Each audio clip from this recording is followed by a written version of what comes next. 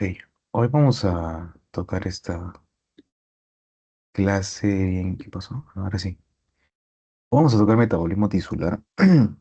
Y creo yo que es una de las clases más importantes, porque ya va a ver de forma holística lo que hemos revisado clases pasadas. Entonces, puntos claves para fisiología, ¿no? Entender inicialmente, bueno, con esto, no con músculo todavía, que el metabolismo es bastante, digamos,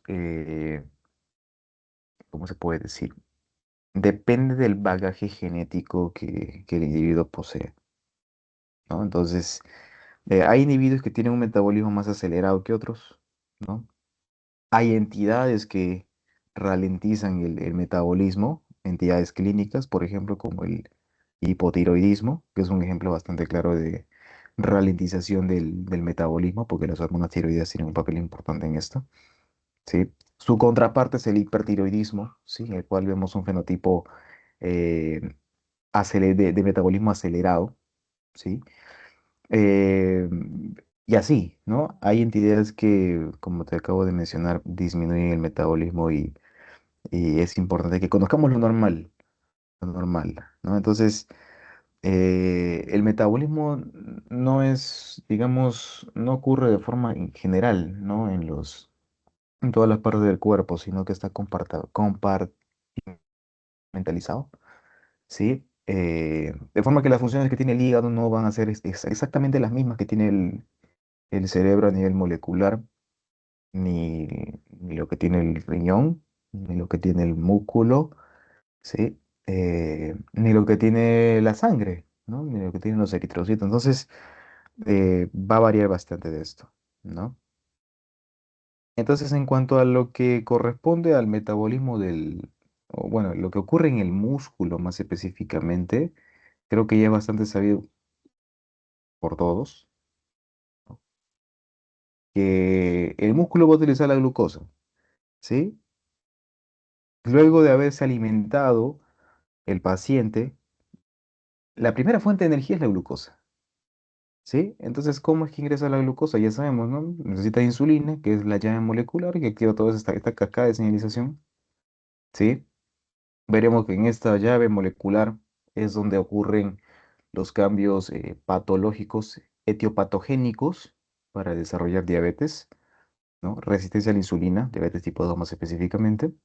Y luego de esto se trasloca una proteína GLUT4, en este caso, a la membrana. Y la membrana, y una vez la proteína está traslocada, se permite el ingreso de glucosa, ¿no? Y la glucosa ya puede entrar en glicólisis y se puede generar energía, puede entrar en ciclo de Krebs y todo esto genera energía, como te dije, y se permite la contracción muscular, ¿no? Entonces, esto es lo que ocurre en un individuo sano, ¿no? Entonces, la insulina no solo tiene esa función, sino también la insulina, como ya veremos, puede captar aminoácidos, ¿no? Es decir, estimula la síntesis de proteínas, o bueno, la polimerización de los aminoácidos, ¿sí? Lo contrario ocurre con la diabetes, en la cual tenemos un fenotipo proteolítico, ¿no? Eh, y bueno, entonces, eso respecto a glucosa. Pero en el músculo también vamos a hablar de la creatina, ¿no? Y aquellos, eh, digamos, aficionados o interesados en el gym pueden dar fe de esto, del valor de la creatina, ¿no? De la creatina. Entonces, la creatina o la fosfocreatina, más específicamente, se suele utilizar también como fuente de energía para la contracción muscular, ¿no? Y el desecho bioquímico inmediato es la creatinina. Y la creatinina, bien sabes que es un marcador y usado para valorar la función renal, para determinar la tasa de filtrado glomerular. No es el marcador más específico porque sufre eventos de absorción, secreción tubular, por lo cual idealmente uno usaría inulina, ¿sí? Inulina, que es un marcador más específico, pero en los hospitales es muy complicado. Entonces, la creatinina es un marcador biológico directo, fácil de medir en sangre y que es una prueba disponible de inmediato, ¿sí? Se suele usar creatinina, ¿no? Hay varias fórmulas para calcular tasa de filtrado y bueno. La idea es que es un buen marcador, ¿no? Aproximado, este que tenemos a mano, ¿no? Entonces, listo, eso con respecto a la creatinina. Entonces, ¿qué sucede cuando el paciente ingiere alimentos y cuando no? Cuando el paciente ingiere alimentos, por supuesto, hay un incremento de insulina en respuesta a los alimentos que se ingieren. Se detecta, eh, digamos, el cuerpo detecta que va a haber glucosa por entrar. Entonces se secreta insulina, la glucosa aumenta, bajan los cuerpos cetónicos porque no hay necesidad inmediato, no hay necesidad de utilizar la reserva, o las cetonas. El ritmo metabólico baja de inmediato porque el cuerpo tiene reservas, no, no digamos tiene reservas, tiene disponibilidad, ¿no? De alimentos, en este caso, energía, por tanto.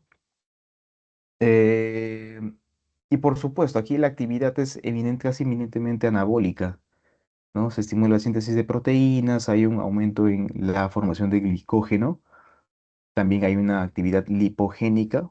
El cuerpo tiene elementos con los cuales almacenar energía. Lo contrario ocurre cuando un paciente está en ayuno, ¿no?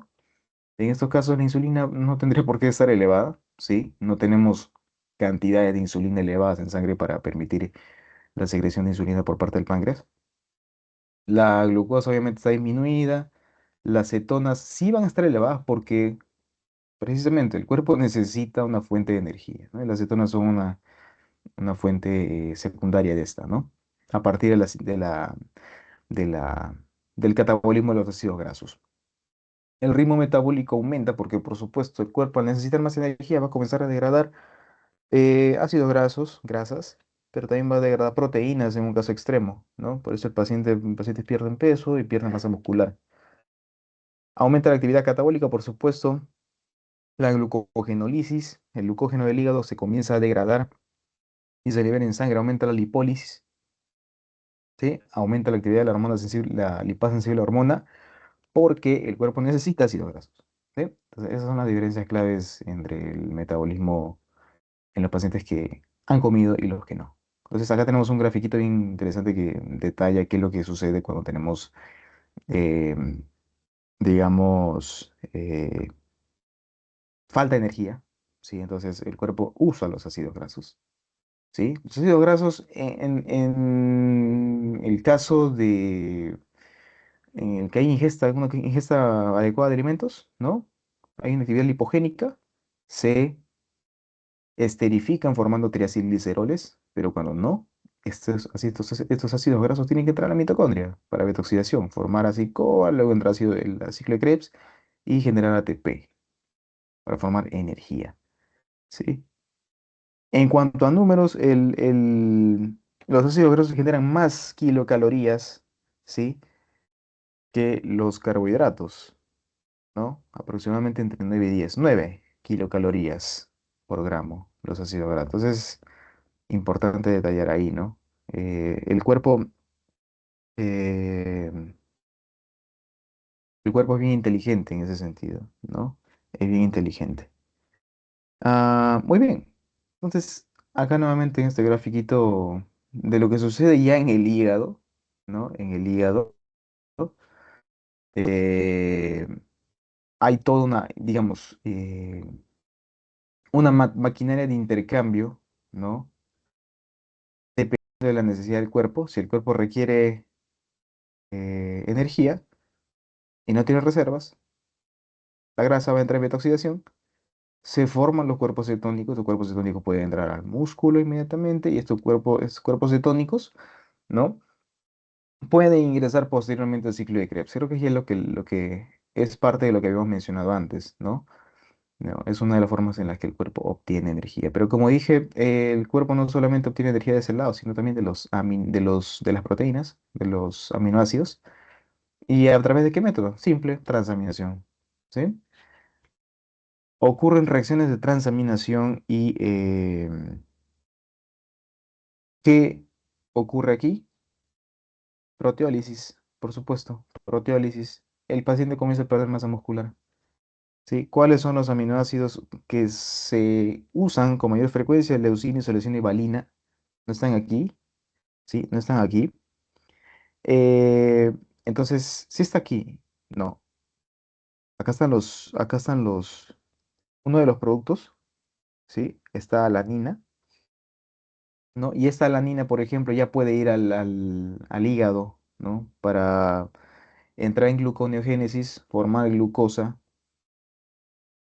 y cerrar el ciclo glucosa-alanina, ¿no? Que ya habíamos visto antes. Entonces, esto ocurre en el músculo. En el tejido adiposo, fíjate, ¿no? Vamos a comenzar con este cuadrito, que es interesante. Tengo lipoproteínas, ¿sí? Tengo lipoproteínas que están llegando del hígado, por ejemplo, ¿no? Una VLDL, ¿no? Entonces, estas lipoproteínas tienen un contenido, ¿sí? Tienen una carga que tiene que ser degradada, se forman ácidos grasos.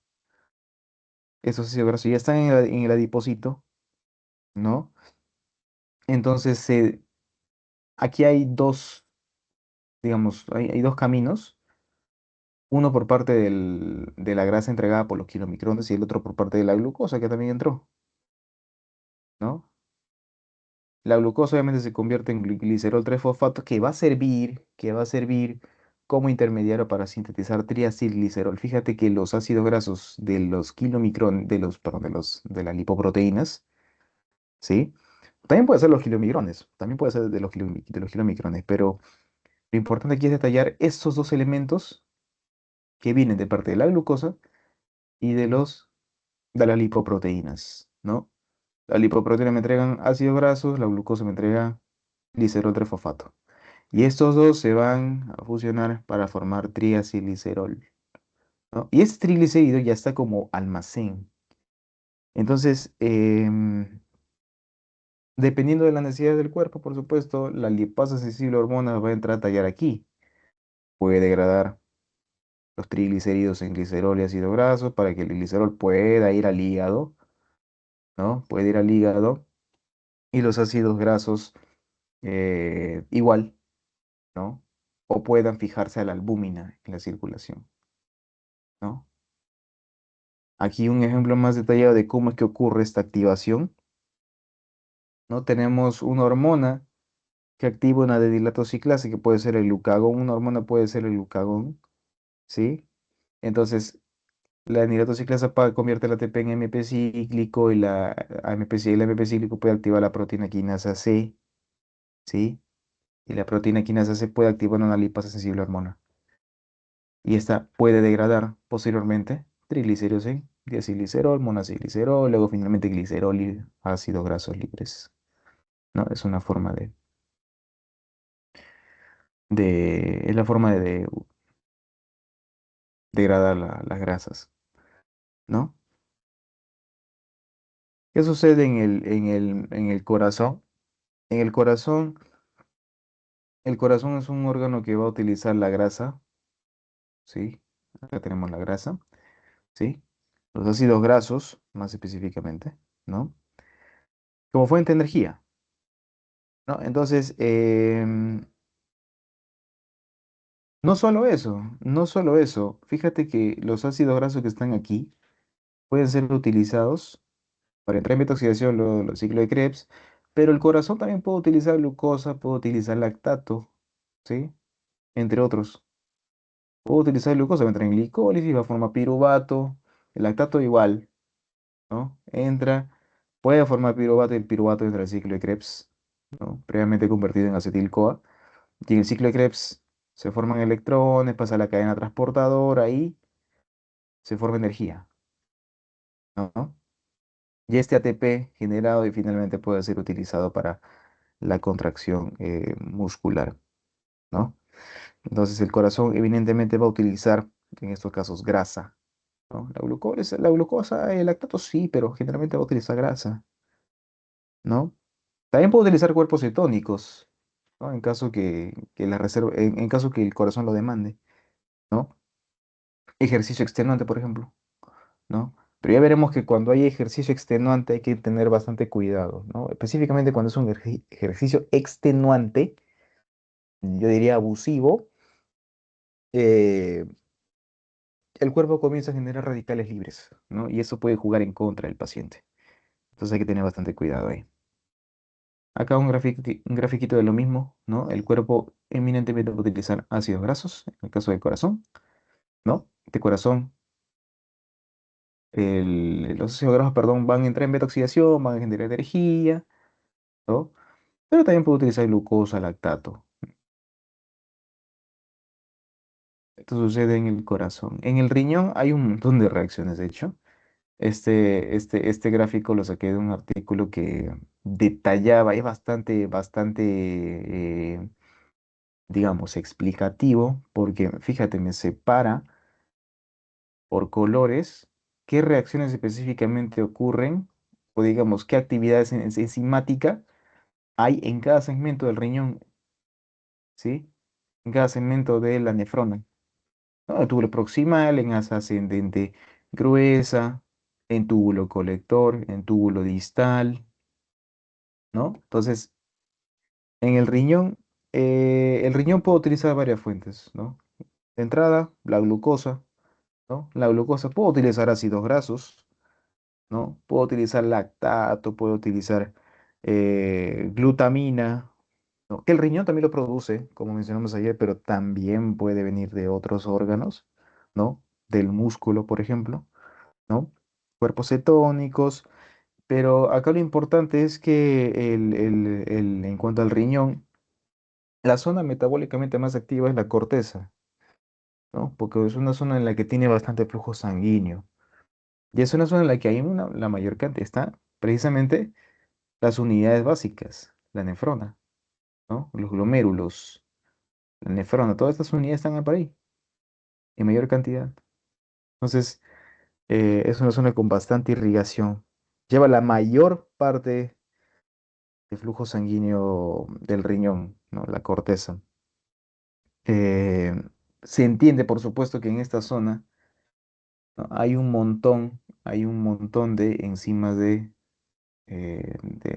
la vía metabólica que ya revisamos, ¿no? Glucólisis, ciclo de Krebs, mientras que la médula suprarrenal, médula renal, perdón, es una enzima, es un área en el cual hay una menor carga de estas enzimas, ¿no? Especialmente menos carga de enzimas del ciclo de Krebs, ¿sí? La glucólisis, hacer una fuente menos, digamos, eh, compleja, ¿no? Sí hay eh, una gran cantidad de enzimas de esta vía, ¿no? En la médula.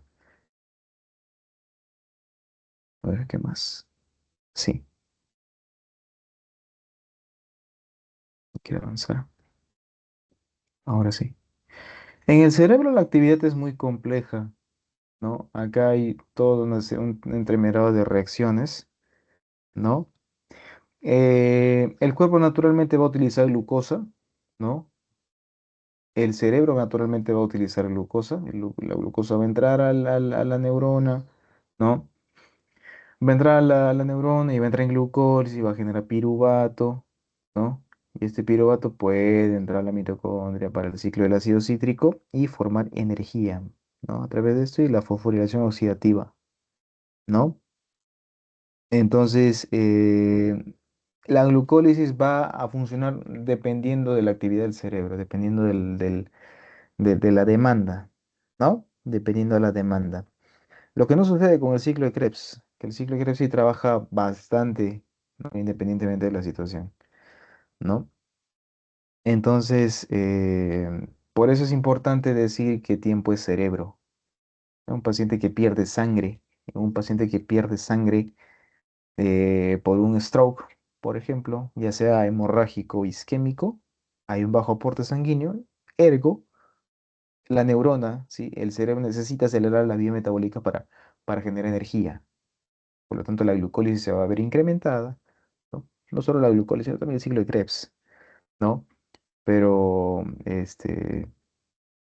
conforme pasen los minutos, ojo, los minutos, en este paciente la función cerebral va a ir disminuyendo, se mueren las neuronas, estas no se regeneran. Y, por ejemplo, si un paciente entra en paro, ¿no?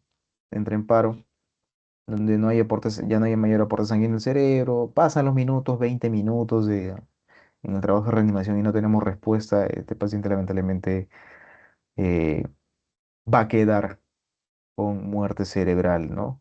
A veces hay la idea de que no, el paciente está vivo, pero no. Lo que se salva generalmente es el tronco cerebral, ¿no? Centro respiratorio y centro eh, cardíaco, ¿no? Que son el último bastión antes de la muerte total, ¿no? Antes de la muerte total. Por tanto, el cerebro ya pierde todo tipo de función, digamos, mental superior. Entonces, el cerebro, aquí lo importante, acá tenemos más reacciones, ¿no? ¿Qué ocurre en el astrocito? ¿Qué ocurre en una neurona común? ¿No? Acá tenemos una reacción de, antioxidación, ¿sí? Porque hay radicales libres que pueden estar en el cerebro, ¿no? Y se tiene que neutralizar, por supuesto, ¿no? ¿Qué más? ¿Qué más? Acá tenemos, bueno, el ciclo de Krebs, acá tenemos la beta oxidación. Y con la beta oxidación, fíjate, fíjate que tenemos esta vía del medio, dentro de la mitocondria, y creo que es bastante importante. Es bastante, bastante importante. Un paciente conforme pasan los días sin alimentarse, cuando no hay reservas de glucosa inmediatos, ¿sí? No hay una reserva a la mano de glucosa, el cuerpo necesita entrar en cetosis, ¿sí? Entonces el cuerpo va a generar, va a degradar los ácidos grasos y va a producir luego cuerpos cetónicos, ¿no? Estos pacientes, y el cerebro va a utilizar cuerpos cetónicos a larga data. Bueno, no tanta larga data, sino entre a corto plazo, de hecho, ¿no? A los 2, 3, 5 días ya está utilizando cuerpos cetónicos estos pacientes, ¿no? Cuando ya no hay aporte de fuentes inmediatas como la glucosa. En el hígado es un órgano bastante complejo, ¿sí? Es un órgano bastante complejo en cuanto a metabolismo. En cuanto a metabolismo es bien, bien complejo. Entonces, este es el órgano que recibe los nutrientes, ¿no? Que recibe los nutrientes luego de que se absorban por el intestino, ¿no? ¿Cómo se podría decir? Es nuestro almacén, ¿no? Es nuestro almacén. Y en el que ocurren muchas reacciones importantes. Una vez que el cuerpo haya reabsorbido glucosa, por ejemplo, fíjate acá, voy a cortar, ¿sí? Voy a señalar esta zona específicamente. El cuerpo ha captado glucosa, ¿no?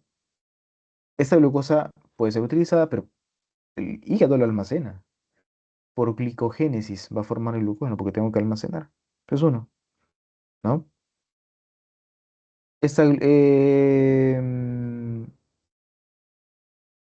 sí, sí, la glucosa puede entrar en glicólisis, formar acetil-CoA y el acetil-CoA, ¿no? Puede formar luego ácidos grasos, luego triglicéridos, luego formar VLDL, transportarlos al tejido adiposo, almacenarlos o utilizarlos, devolverlos al hígado, dependiendo, o los ácidos grasos pueden formar cuerpos cetónicos que van a darle energía al cerebro, ¿no? El acetil-CoA puede formar glucosa, que puede ingresar al tejido muscular para que sea aprovechado, ¿no? Y así sucesivamente. Acá tenemos, creo que esto es lo mismo, ¿no? Creo que esto es lo mismo. Eso es en un individuo que se ha alimentado, ¿no? Se ha alimentado. El cuerpo va a almacenar glucosa, va a almacenar grasa, va a almacenar grasa, ¿no? Va a almacenar grasa. Pero ¿qué sucede en un paciente, por ejemplo, que no viene comiendo 3, 4, 5 días? ¿No? Estos pacientes, por supuesto, la actividad es contraria.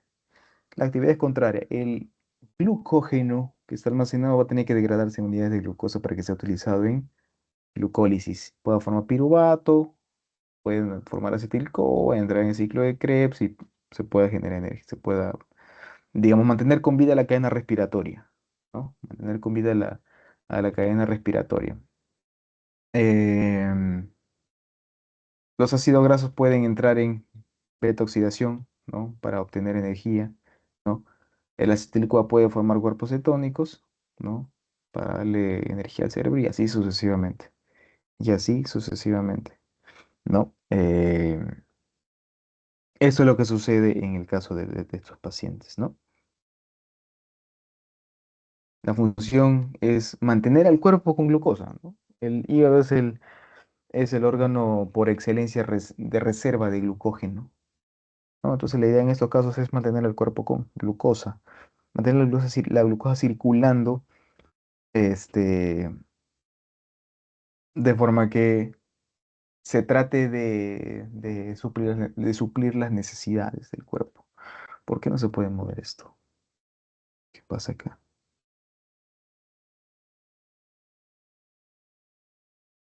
Ahora sí. En el eritrocito la situación es bastante interesante. En el eritrocito, recuerda, no sé si recuerdas esta clase, hablamos de las dos vías de Embden-Meyerhof y la de Rappaport-Lubering. La vía de Embden-Meyerhof es la glucólisis como tal, ¿no? Tenemos la glucólisis como tal. Entonces, por ejemplo, fíjate, tenemos acá la conversión de gliceraldehído 3-fosfato, ¿no? Que es intercambiable con la dihidroxiacetona fosfato. En el eritrocito esta es la vía eminente de generación de energía, la glucólisis, porque no tiene mitocondria. Entonces, no hay nada que pueda entrar al matriz mitocondrial, hacer beta-oxidación, ciclo de Krebs, no, no. Entonces, se tiene que utilizar glucosa. Pero, ¿qué sucede? El eritrocito es una célula bien inteligente, ¿no? El eritrocito participa precisamente, ¿qué lleva en su interior? Hemoglobina. Y la hemoglobina es un transportador de oxígeno. Entonces, al ser un transportador de oxígeno, el cuerpo va a haber situaciones en las que necesita más oxígeno, es decir, en la que necesita que la hemoglobina libere, ¿sí? El oxígeno, libere, ¿no? Porque la hemoglobina lo que hace es anclar el oxígeno que circula, ¿no? Pero hay situaciones en las que el cuerpo necesita que la hemoglobina le suelte oxígeno. Entonces, esas situaciones en las cuales el cuerpo necesita de oxígeno, los tejidos necesitan el oxígeno, va a entrar todavía la vía rapa por Luberin. La vía rapa por Luberin consiste en la formación de 2,3 bifosfoglicerato a partir del 1,3 difosfoglicerato. ¿No? ¿Por qué? ¿Por qué 2,3 bifosfoglicerato? Porque el 2,3 bifosfoglicerato es un metabolito que va a unirse a la hemoglobina, ¿sí? Unirse a la hemoglobina para facilitar la entrega de oxígeno, ¿no? Para facilitar la captación de oxígeno por parte de los tejidos, ¿no? Por lo tanto, en situaciones de hipoxia, por ejemplo, ¿no? En situaciones de hipoxia, pacientes en altura, ¿no? Eh, Se genera una gran cantidad de 2,3 bifosfoglicerato porque tiene que ligarse a la hemoglobina y que la hemoglobina suelte el oxígeno a los tejidos y los tejidos puedan utilizar el oxígeno. Ahora, dependiendo de la situación, si ya no sé, el paciente no se encuentra en anoxia, ¿no? Ya hay necesidad de generar 2,3 bifosfoliserato, el 10,3 bifosfoliserato se puede quitar un fosfato y se queda en 3 fosfoliserato y puede regresar a la glicólisis normal, ¿no? Piruvato, puede formar lactato por el lactato de deshidrogenasa. Entonces, eso es lo que sucede eso es lo que sucede en el eritrocito. No lo mencionan en sus clases, pero sí, las vías son estas, ¿no? La glucólisis también se llama vía de Embden-Meyerhof y la vía alternativa, ¿no? De 2,3-fosfoglicerate rapa por Luberin. ¿Qué sucede con los radicales libres? Esto es bastante interesante porque los radicales libres están en todos lados, ¿sí? De hecho, las bases patológicas de muchas enfermedades caen en los radicales libres. ¿Qué es un radical libre? Un radical libre son átomos, ¿sí? En este caso son átomos que tienen un electrón desapareado en su último orbital, ¿no? Tenemos acá un radical libre que se ha desapareado, ¿no? Es un elemento tóxico, es un elemento tóxico, ¿no? Un radical libre, puntual. Eso es desde el punto de vista molecular, pero vamos a ir a lo que nos importa. A ver, antioxidantes, veamos esto, mejor. Sí, mejor esto. Veamos la forma en la que se generan se generan los radicales libres. Hay dos formas en las que se pueden generar los radicales libres. El primero viene a ser digamos, la vía en la que circulan electrones, la cadena transportadora de electrones que está en la mitocondria, por supuesto. Hay electrones que están por aquí paseándose, ¿no? Por los complejos, específicamente por el complejo uno y 3, por el complejo NAD deshidrogenasa y la citocromo oxidasa. Entonces, estos electrones al estar circulando por esta zona, ¿sí? Pueden formar o pueden, como el oxígeno tiene dos, ¿sí? Hay dos, en este caso, el electrón, los electrones que vienen circulando por la mitocondria pueden tener contacto con el oxígeno y formar un radical o un anión superóxido que está aquí, ¿no? Esto por la vía de la cadena transportadora de electrones. Pero también hay otra forma, hay otras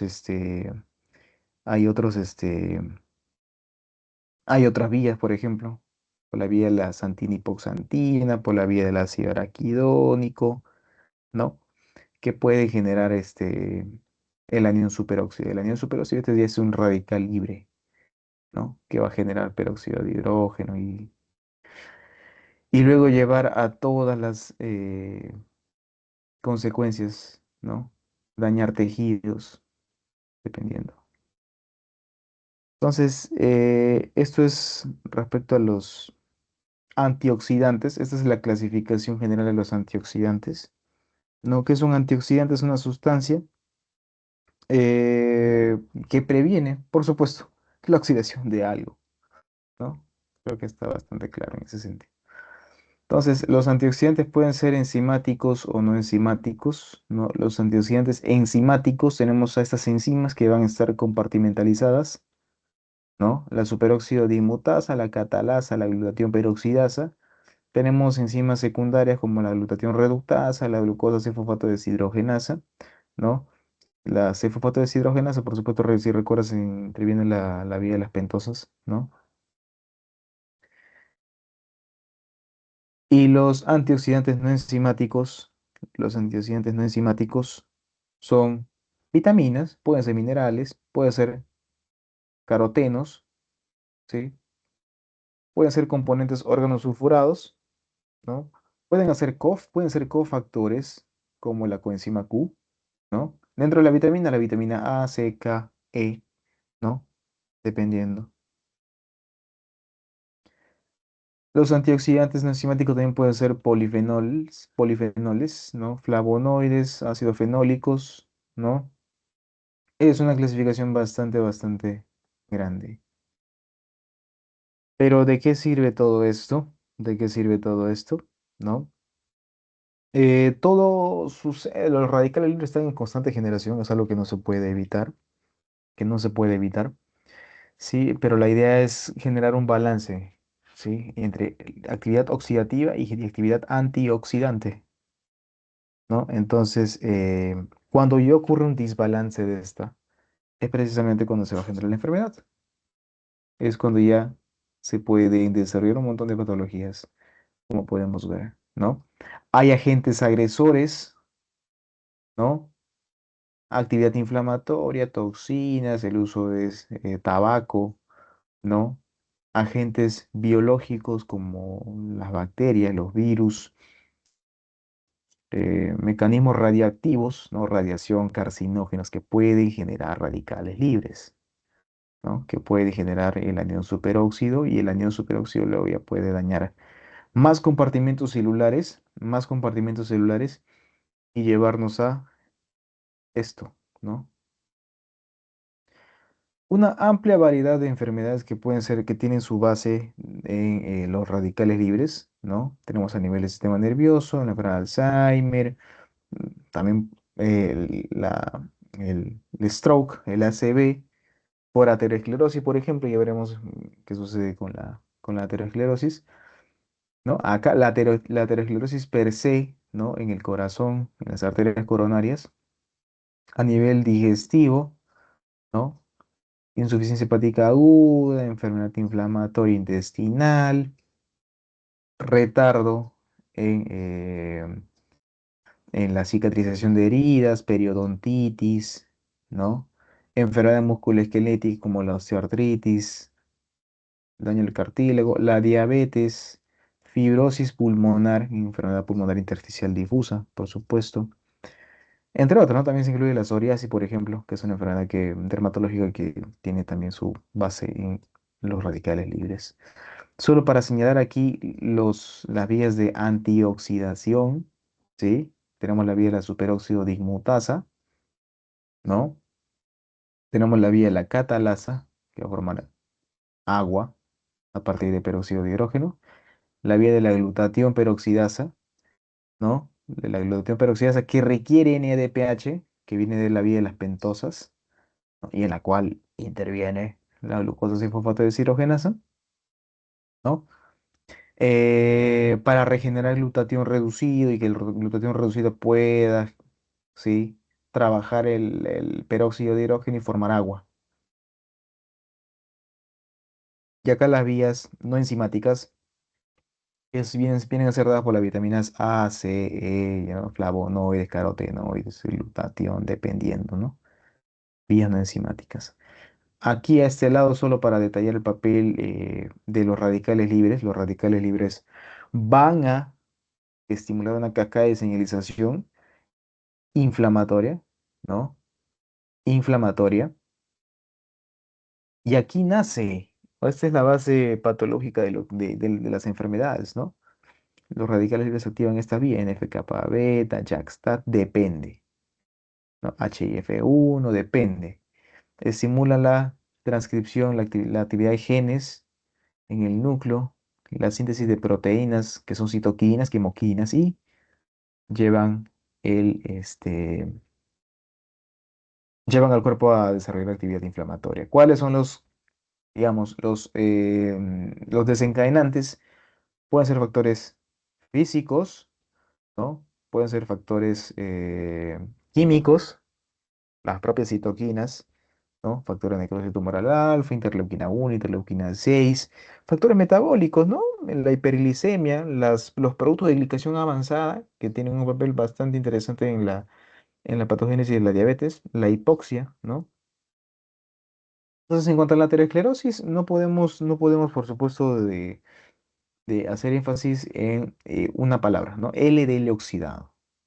Entonces, en la aterosclerosis sabemos que hay una gran cantidad previamente, ¿no? El cuerpo, de hecho, desde joven ya va formando una placa de ateroma, dependiendo del ritmo metabólico de esa persona, qué tan rápido se forme, ¿sí? Pero desde jóvenes ya vamos formando todos una placa de ateroma, ¿no? Ya para los 40, 50 es cuando ya hay ya hay manifestaciones clínicas, digamos, floridas de esto, ¿no? Entonces, bioquímicamente tenemos, por supuesto, LDL que viene circulando en cantidades normales, pero en el caso de pacientes con dislipidemias van a estar en mayor cantidad, por supuesto, por supuesto. Entonces, este LDL, tenemos inicialmente una injuria endotelial, ¿no? Una injuria endotelial, y esto va a ocasionar una formación de radicales libres. Este LDL se va a oxidar, va a formar LDL oxidado, ¿sí? Esa es la fisiopatología en resumen, ¿no?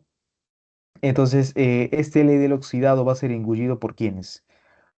Por los macrófagos. Esos macrófagos inicialmente eran monocitos. Estos monocitos migran, ¿sí? Migran, se forman macrófagos y los macrófagos ya pueden engullir el LDL, ¿sí? El LDL oxidado y se van a formar no sé si está aquí, creo que no está aquí. Se van a formar las células espumosas, y estas células espumosas,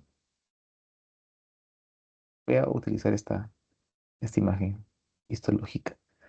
¿Sí? Estas células espumosas inicialmente se van a acumular, ¿sí? Tienen colesterol en su interior, por supuesto. Y si te fijas acá en la lámina, ya llevaron histología, creo. Entonces, ya pueden entender esto. Bueno, esto lo vamos a ver en patología más a detalle, pero en fin. Entonces, estos lípidos que se acumulan en las células espumosas en la capa media, ¿no? Íntima y media, van a formar estos cristales de colesterol, estas líneas así como, ¿no? Fijas, que son cristales de colesterol. Son células que han muerto, los macrófagos que han muerto, ¿no? y se forman estos cristales de colesterol. Hay una reacción por parte de las células musculares van a comenzar a migrar, ¿no? Y formar esta capa, inicialmente músculo, luego se mete fibrina, ¿no?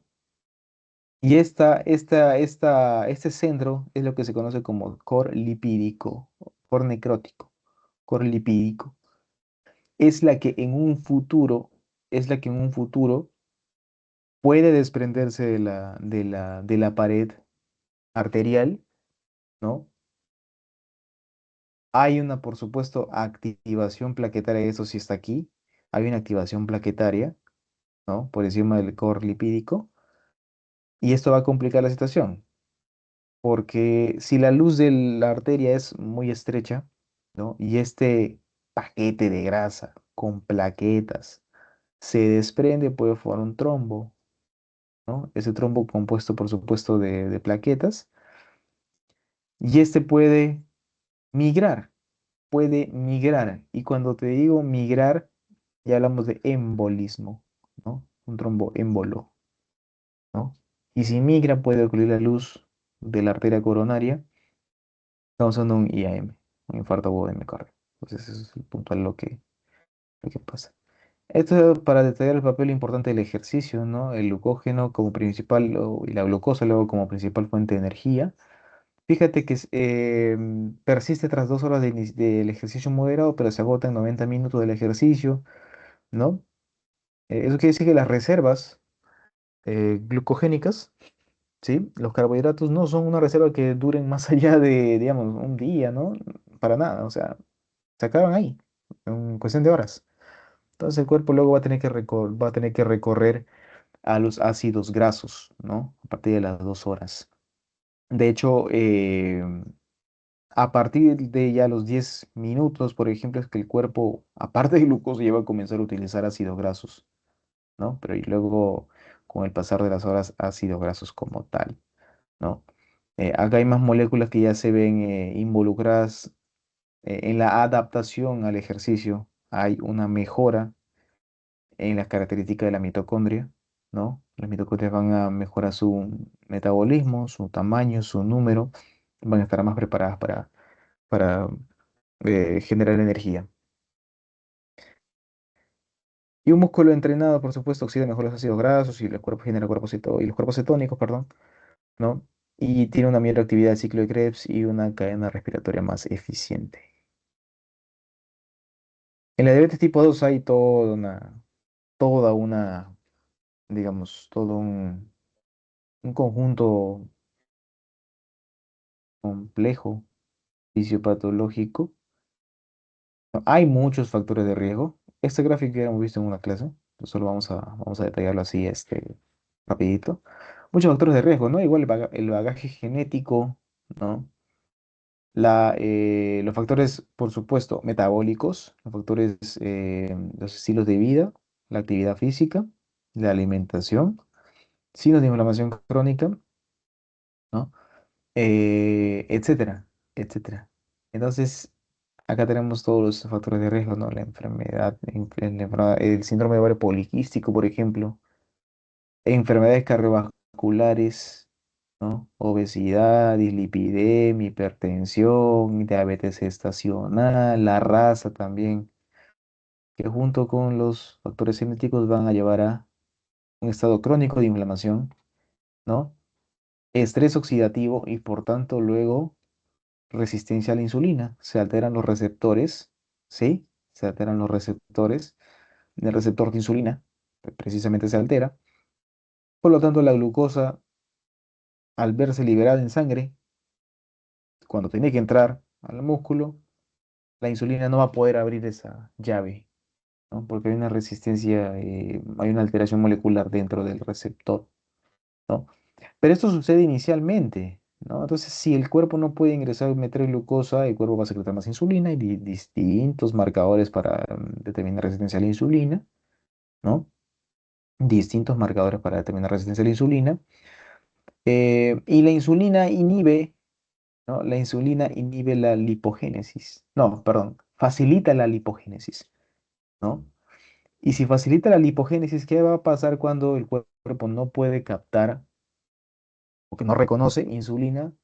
pues se va a quemar grasa y el cuerpo va a comenzar a perder peso, ¿no? El cuerpo va a comenzar a perder grasa más específicamente, luego va a perder, por supuesto, aminoácidos, va a perder proteínas, ¿no? Va a haber proteólisis por el efecto por la resistencia a la insulina como tal, ¿no? Entonces, se va a utilizar, se van a utilizar ácidos grasos, perdón, glicerol, aminoácidos para gluconeogénesis, lo que va a llevar a la polifagia, pérdida de peso, así sucesivamente, ¿no? Entonces, ya si queremos hablar de otros efectos a nivel sistémico, ya podemos hacer referencia a lo que sucede con el riñón, ¿no? El riñón reabsorbe una determinada cantidad de glucosa, sí, pero una vez que se encuentra en niveles elevados, ya se ve ya se ve complicado. Entonces el umbral, digamos, la glucosa supera este umbral del riñón y comienza a filtrar glucosa, ¿no? Glucosuria, lo cual hace que estos pacientes también sean susceptibles a infecciones del tracto urinario, ¿no? Al estar elevada la glucosa en sangre, el cuerpo va a tratar de eliminar ese exceso de glucosa. Por lo tanto, el cuerpo va a comenzar a orinar más. El paciente comienza a orinar más, por eso la poliuria, ¿no? Esta poliuria, por supuesto, lleva a una pérdida de volumen. Y esta pérdida de volumen estimula, por supuesto, la secreción bueno, mide, es medida por los osmorreceptores en el hipotálamo, se estimula la secreción de ADH, de la hormona antidiurética. Y la hormona antidiurética, por supuesto, va a tratar de captar agua, ¿no? Va a tratar de captar agua y va a aumentar la sed.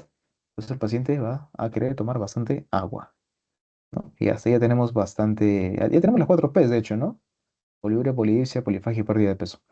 No, hay que recordar que en la diabetes no es necesario que las 4 P se presenten completamente, sino basta que a veces con una P o incluso menos.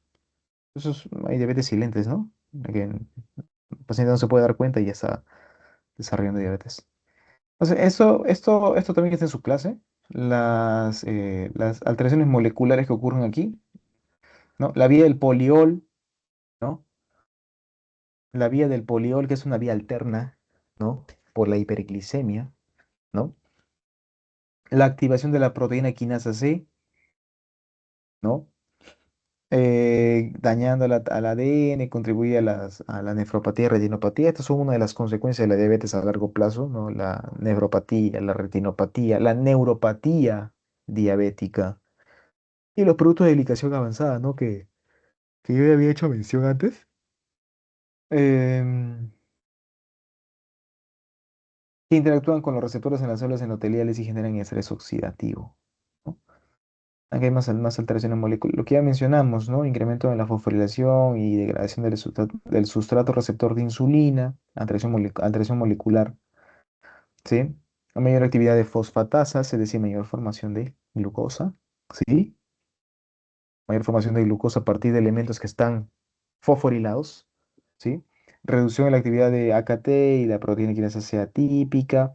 En cuanto a los ácidos grasos, va a haber una activación de toll like receptors, ¿no? Estimulando la cascada inflamatoria, ¿no? Va a haber moléculas de vía de señalización implicados, asimismo, en, como ya dije, la cascada de respuesta inflamatoria, ¿no? Ya estamos terminando casi. Eh, el papel de la obesidad es bastante interesante porque la obesidad es un estado ya de constante inflamación. Entonces, en estos casos, ¿no? En estos casos, en cuanto a la obesidad, la OMS clasifica de esta forma la obesidad, ¿no? Con el índice de masa corporal. Menor a 18,5 está debajo de lo normal. De 18,5 a 25, peso normal, entre 25 y 30 de sobrepeso, mayor o igual a 30 y menor a 35, obesidad grado 1, mayor o igual a 35 y menor a 40, obesidad grado 2, y mayor o igual a 40, obesidad grado 3, ¿no? Entonces, esto es importante considerar, ¿no? Creo que eso ya, creo que hasta un escolar lo domina. Eh, Importante detener el papel del síndrome metabólico, ¿no? Bastante frecuente. Para esto hay bastantes consideraciones, digamos, bastantes criterios clínicos a considerar. No es de vital importancia para los fines del curso de química y en nutrición clínica sí lo van a ver bastante, en semiología también, en endocrinología, ¿no? Es medicina 3. Eh, Hay varios criterios, ¿no? La circunferencia abdominal tiene que ser mayor a 102 centímetros en los hombres, mayor o igual a 88 en las mujeres. Considero los valores de los triglicéridos, ¿no? Que tienen que ser mayor a 150. Los valores de HDL, que colesterol bueno, por supuesto, menor a 40 en varones y menor a 50 en mujeres. La presión arterial, por supuesto, ¿no? Mayor a 130. La presión sistólica, mayor a 85, mayor o igual a 85 en la presión diastólica. Glucosa, los valores de glucosa, por supuesto, ¿no? En ayunas, mayor o igual a 100 miligramos, ¿no? ¿Y cuando hacemos diagnóstico de síndrome metabólico? Cuando tenemos al menos tres criterios de los cinco que tenemos arriba, ¿sí? Al menos tres. Entonces la obesidad, pues, puede llevar a un montón de complicaciones, ¿no? Para iniciar psicológicas, ¿no? No solamente orgánicas, psicológicas también. Bueno, que en el fondo tienen una base orgánica, en el fondo, ¿no? Porque la depresión tiene un componente bioquímico luego, ¿no? Por los neurotransmisores, ¿no? Porque hay un desbalance de estos, ¿no? Tenemos un riesgo, por supuesto, de enfermedad eh, cardiovascular, ¿no? Un riesgo de ACV incrementado, ¿no? Un incremento en la probabilidad de tener un ataque cardíaco, por supuesto, por la aterosclerosis, ¿no? De sufrir un infarto, en ese sentido. También lleva a el desarrollo de enfermedad por reflujo gastroesofágico, ¿no? El GERD, ¿no? Enfermedad hepática, por supuesto, hay que recordar que en estos casos la grasa, ¿no? La grasa que el cuerpo ingiere tiene que ser almacenada, ¿no? Por supuesto, y uno de esos almacenes es el hígado también. Entonces, en estos casos se puede dar el famoso NAFLD, la enfermedad Non-Alcoholic Fatty Liver Disease, la enfermedad hepática no alcohólica, esteatosis hepática no alcohólica, ¿sí? También eh, pueden haber grandes posibilidades de que el cuerpo produzca litiasis vesicular, ¿no? El cual puede generar más allá, puede ser una pancreatitis, una coledocolitiasis, y ya es importante aquí hablar de cirugía. Temas que ya lo vamos a ver más adelante. Falla renal, por supuesto, falla renal por las complicaciones previas como la diabetes, nefropatía diabética y nefropatía hipertensiva por la presión arterial, que pueden llevar al desarrollo de enfermedad renal crónica, ¿no? El paciente puede desarrollar rash, ¿no? Alteraciones dermatológicas, puede haber dolor articular. Recordemos que estos pacientes al cargar una gran cantidad de peso, ¿no? Pueden desarrollar osteoartritis, osteoporosis, artrosis, perdón, artrosis, osteoartrosis, ¿no? Una degradación ahí de los cartílagos articulares, ¿no? El paciente se va a quejar de dolor, bastante frecuente en la consulta, la verdad, bastante frecuente en traumatología. Debilidad muscular y los huesos, por supuesto, ¿no? La osteoporosis, como ya mencioné, ¿no? Pero ahora estos pacientes son sedentarios, ¿no? Entonces, infertilidad también está asociado y, por supuesto, cáncer, porque em, como dije, en estos casos hay una actividad inflamatoria constante. Entonces, al haber una actividad inflamatoria constante, eh, todo eso es el caldo de cultivo ideal para que una célula comience a desarrollar cambios inicialmente moleculares, ¿no? Cambios en el ADN, ¿no? Y luego ya hay un cambio histológico, ¿no? Metaplasia, una displasia y finalmente el desarrollo de un NM, de un cáncer. Eso es todo en cuanto a metabolismo tisular. De hecho, bastante amplio. Me hubiese gustado tener una clase más, digamos, o, digamos, más tiempo, pero